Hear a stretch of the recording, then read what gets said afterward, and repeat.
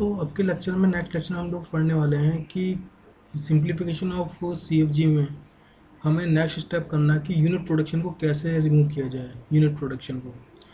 ठीक है, तो हमें देखना है कि यूनिट प्रोडक्शन होती क्या है basically.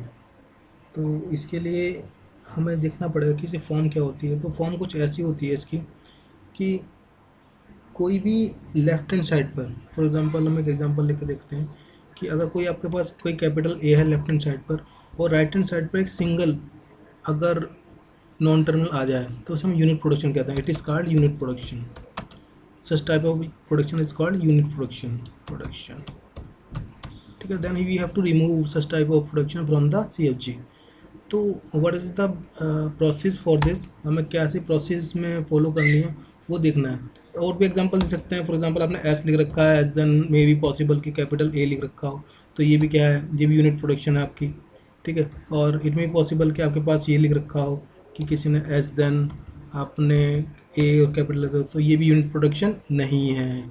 This is not unit production, this is not unit production. ठीक है, ये यूनिट प्रोडक्शन नहीं है हमारी। यूनिट प्रोडक्शन का मतलब है कि अगर लेफ्ट साइड पे एक नॉन टर्मिनल है तो राइट हैंड साइड पे भी एक ही नॉन टर्मिनल होना चाहिए। ठीक है, non terminal then non terminal, तो हम कह सकते हैं कि ये ऐसा कुछ होना चाहिए, नॉन टर्मिनल देन एक non terminal single exactly one. ठीक है, एग्जैक्टली वन होना चाहिए, ये इसका फॉर्मेट होगा हमारा।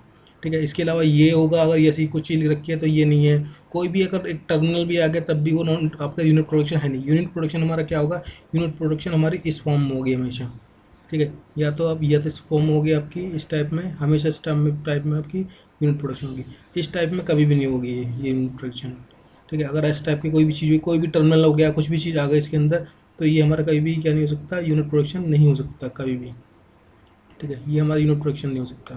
ठीक है, तो पहले आपने देखा कि यूनिट प्रोडक्शन क्या होती है। अब इसे रिमूव करने का तरीका देखते हैं। तो उसके लिए हम एक एग्जांपल कंस्ट्रक्ट करते हैं, है ना। एग्जांपल के हेल्प से हम लोग यूनिट प्रोडक्शन को रिमूव, पहले छोटा सा एग्जांपल देखेंगे, फिर एक आध आया हुआ क्वेश्चन जो है वो हम लोग देखेंगे इसमें। तो कुछ आपका कुछ इस टाइप से बनेगा क्वेश्चन हमारा कि मेरे पास कोई प्रोडक्शन है, फॉर एग्जांपल ये है S then A B, sorry A B, और ऑब्लिक आपने लिखा कैपिटल ए, है ना, कैपिटल ए लिख दिया हमने, बस इतना ही लिख रहा हूँ मैं। और ए देन मैंने लिख दिया यहाँ पर ए कैपिटल ए ऑब्लिक, यहाँ पर स्मॉल ए लिखा हुआ है, और मैंने बी देन लिखा है यहाँ पर, बी देन स्मॉल ए लिख लेते हैं, बस इतना ही। ठीक है, तो ये मेरे पास एक प्रोडक्शन है। तो इसमें आपको चेक करना पड़ेगा यूनिट प्रोडक्शन कौन सी है। तो यूनिट प्रोडक्शन कौन सी है, ये वाली, एस देन ए वाली, एस देन ए वाली, और कहीं यूनिट प्रोडक्शन नहीं है, सिर्फ एस देन ए में है। तो हमें करना क्या होगा, हमें सिर्फ इस वाले पार्ट को हटाना है, इस वाले पार्ट को, ये जो एस देन ए है ना, ये जो एस देन ए है इसको ख़त्म करना है। तो क्या करें, जो भी ए की वैल्यू ये बना है हमारे पास, ये ए की वैल्यू, यानी कि ए कैपिटल ए ऑब्लिक ए, यहाँ पे हम पुट कर दें तो ये यूनिट प्रोडक्शन खत्म हो जाएगी। वो कैसे, मैं दिखाता हूँ यहाँ पर राइट हैंड साइड पर आपको। तो कुछ नहीं करना प्रोडक्शन को रिमूव करने के लिए। ठीक है, आपने ए और बी तो ऐसे लिख देना है जो पुराना था, और आपको सिर्फ अपना कैपिटल ए की जगह वैल्यू रखनी है, कैपिटल ए की, जो ड्राइव कर रहा होगा वो। तो वो कर रहा था दिस, ठीक है, और क्या कर रहा था, स्मॉल ए।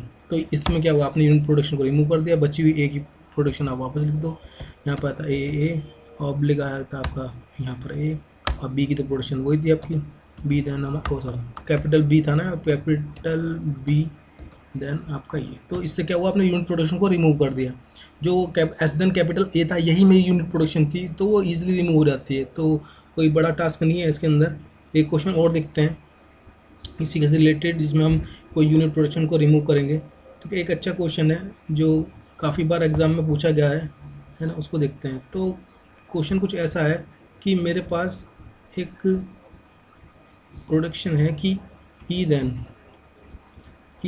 ई प्लस टी ऑब्लिक आपके पास है कैपिटल टी, थोड़ा स्पेस दे लेते हैं इसमें। ठीक है, इस टी, फिर टी को मैं ओपन कर रहा हूँ, टी देन मेरे पास है टी क्रॉस एफ, फिर मैं इसे ऑब्लिक लिया और फिर मैं लिखा एफ, फिर मैं एफ़ की प्रोडक्शन को खोला तो एफ देन लिखा हुआ है, इसको मान लेते हैं हम कैपिटल ई लिखा हुआ है, और दिस ऑब्लिक, और यहाँ पे स्मॉल ए लिख देते हैं, ठीक है। तो ये मेरे पास एक क्वेश्चन है, कि जिसमें आपको यूनिट प्रोडक्शन को रिमूव करना है। तो चेक करना पड़ेगा कहाँ पर यूनिट प्रोडक्शन है। क्या क्या आपके ई देन क्या आपका ई देन टी, मैं एरो लगाता हूँ यहाँ पर, ई देन टी क्या यूनिट प्रोडक्शन है? हाँ, ये एक यूनिट प्रोडक्शन है। ये यूनिट प्रोडक्शन नहीं है, E plus T is not a unit production. क्या T then F is a unit production? Yes, this is unit production, but T cross F is not a unit production.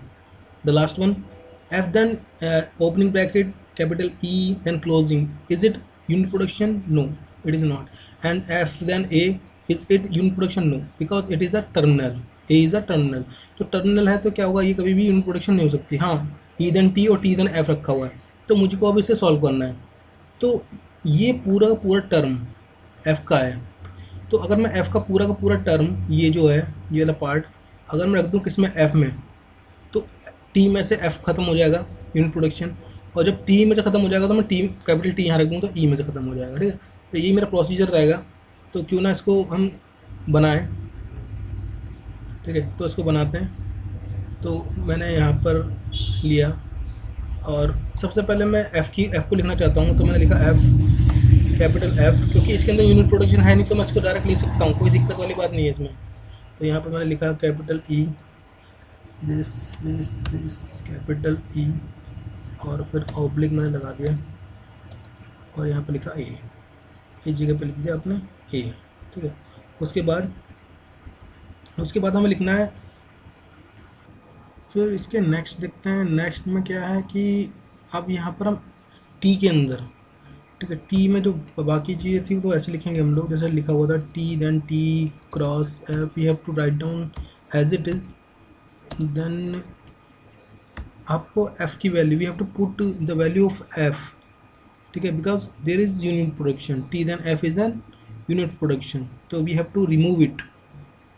तो इस पूरे F की value मैं यहाँ put करूँगा, ठीक है। तो आपके पास बचेगा यहाँ पर capital E closing then A, तो you can see that we have remove unit production, okay. तो यहाँ पर हमने ना एफ की unit production, T then F की यूनिट प्रोडक्शन को ख़त्म कर दिया है। अगर टी में ख़त्म हो गया है, if we remove unit production from T production, then we can easily remove it from E, ठीक है। तो कैसे करेंगे देखते हैं। तो पहले ई में जो यूनिट प्रोडक्शन नहीं थी, इसमें वो थी ई प्लस टी, वो एज इट इज़ हम लिखेंगे यहाँ पर।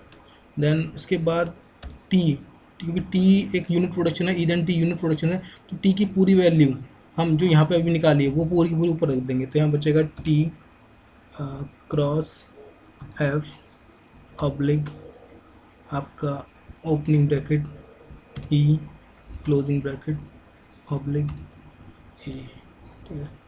तो आप लोग चेक कर सकते हो, now you can check there is no unit production, ठीक है। अब यहाँ पर पूरी CFG के अंदर कोई भी यूनिट प्रोडक्शन नहीं है।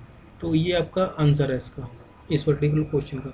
तो यूनिट प्रोडक्शन रिमूव करना बड़ा टास्क नहीं है, ईजी टास्क है, ठीक है। जहाँ भी यूनिट प्रोडक्शन है उससे रिलेटेड जितनी भी प्रोडक्शन गिवन है वो उसके अंदर वैल्यू को आप पुट कर दो। तो होप सो आपको समझ में आया होगा कि यूनिट प्रोडक्शन कैसे रिमूव करते हैं। ईजी होता है यूनिट प्रोडक्शन रिमूव करना, ठीक है। तो आप चेक करने की कोशिश करना, हो जाएगा। कोई दिक्कत हो तो आप मुझे कमेंट्स में लिख के देना, ठीक है। Thank you. और नेक्स्ट टाइम पर हम लोग पढ़ेंगे कि किस तरीके से यूजलेस सिंबल को रिमूव करते हैं।